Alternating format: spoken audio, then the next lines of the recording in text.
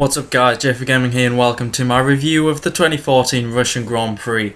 Obviously that wasn't on the F1 2013 game and 2014 isn't out yet, so I will be using footage of me driving around the Indian track, which isn't used for 2014. So getting on to the review of the race, it was freaking dull. So that's a great way to start. So in qualifying, Hamilton got the better of Rosberg in the Mercedes battle at the front, and Bottas was going purple in sector 1 and 2, but the Williams were really strong in them two sectors.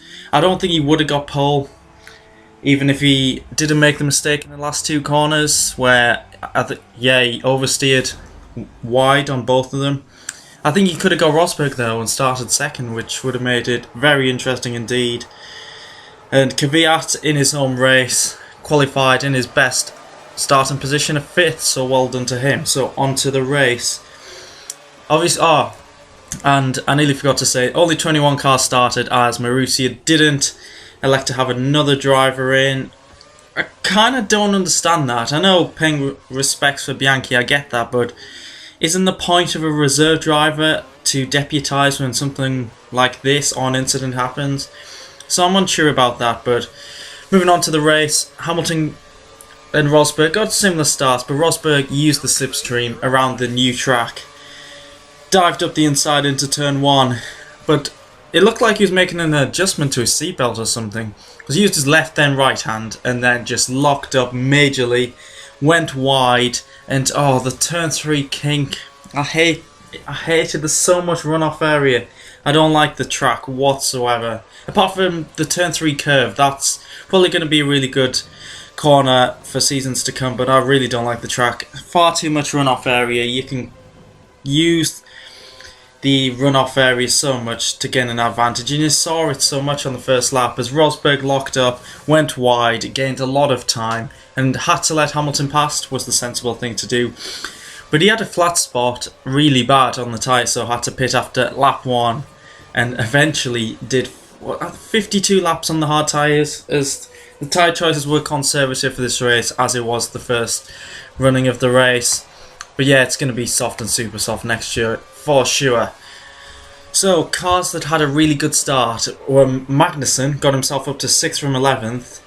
Verne was up in 5th, and the first lap was pretty exciting, and that's probably the best it was for the whole race, as there were great battles between Alonso, the Toro Rossos and the Red Bulls, and I think there were 3 wide going through turn 3, which was pretty amazing. But you saw Magnussen start, who was fighting with the Toro Rossos, and he went off the track and gained an advantage twice. I mean, I hate that so much, and if there was gravel, it wouldn't happen, and the racing would be a lot cleaner and fairer, I think. So I'm not a fan of these new tracks. As you can see on the track in the background, the Indian track has a lot of runoff area, and I'm glad it's off the calendar. Gravel? Didn't he gravel or something? But yeah, going into after the first lap, Massa pitted as well. I'm not sure if that was tactical or not, but he ended up 2-stopping and didn't get into the points in the end, so that didn't work. But Rosberg's drive through the field was fantastic. He was 20th after the first lap, as there was only Massa behind him, and just flew through the field really. And it was a great recovery drive, as Hamilton's definitely got the edge at the moment. 4 wins in a row, just wow, dominating there. But Bottas kept Hamilton on his toes. He was about 2-3 seconds behind him for the first 10 or so laps, but Hamilton obviously pulled away because so much superior car, and he was cruising the whole race, I reckon. He could have flown away, and he only finished 13 seconds ahead of Rosberg, which says it all. It could have been like a 30-second difference if Hamilton was going full out. But yeah, Bottas finished in 3rd, and it was a very solid performance right there, and he's outshining Massa so much, as Massa seems to be one of the most unluckiest drivers on the grid, I must admit that. And Button started 4th, finished 4th, definitely. How has he not been signed up for next season? He has got to be in the McLaren, surely. But Magnussen as well, he's doing pretty well lately, and got himself 5th position, so good haul of points there. 22 points over Force India's 1. So I reckon McLaren will pretty easily finish ahead of Force India. Looks like the McLaren have been developing some parts and a few upgrades have got them higher up the field. It looks like ahead of Ferrari and maybe on par with Red Bull. Maybe a bit early to say that. But yeah, solid points for them too. It was pretty uneventful, to be fair. After 10 laps everyone was spaced out. It was only really Rosberg and Massa flying through the field. And they didn't even show that much, which was a shame because there wasn't much overtaking whatsoever, even with the 2 DRS zones. It just looked like Valencia really, because I think, what was there, 5 Valencia races? The first 4 were dull. And there was that last one which was really good, and then they just took it off the calendar, and I can possibly see that happening to this track as well. So that's a shame. Alonso 6th. I think he might have finished 5th if it wasn't for a problem in his pit stop, as it was a one-stop race as well. Need to put that out there. Yeah, the front jack I don't know if it was broken or something, but it dropped the car twice, and then the backup jack man tried to get in there. Luckily Alonso braked and didn't knock him down, but he was saving fuel right near the end, so Ricciardo caught up to him.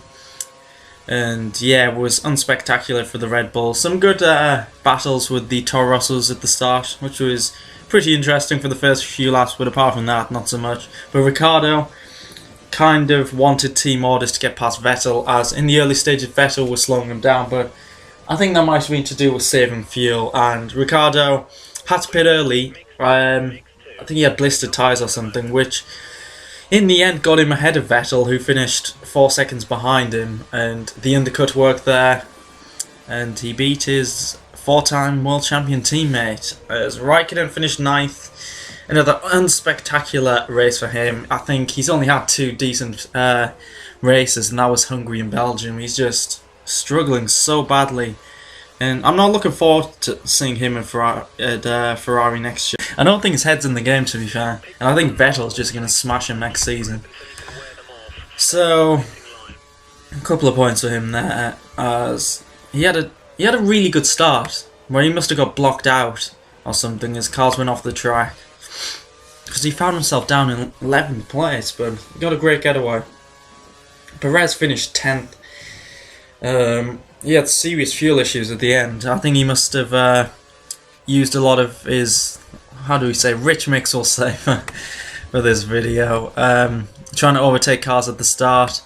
But yeah, I think he was alright to give the 1 litre sample, which you have to do at the end. Massa nearly got a point, but couldn't overtake. Overtaking was a bit of a problem at this race, which was quite surprising considering the long straights. Hulkenberg, unspectacular in 12th. Obviously had the grid drop, which didn't help. The Toro Rossos finished 13th and 14th. Early on they were 5th and 6th, so a very unspectacular race for them. Disappointed for Kvyat at his home race, so that's a disappointment for him.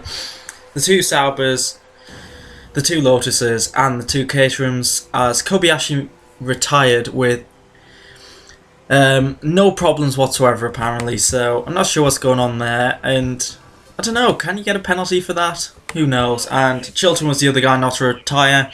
Also, good, get well soon Bianchi, we were all thinking about you. So that's my review of the Russian Grand Prix. Wasn't the most exciting, and looking forward to 3 weeks in Austin, Texas, as Rosberg hopefully goes on to win the championship. I'm not biased. So hope you enjoyed the video, and I'll catch you in the next review. Good night.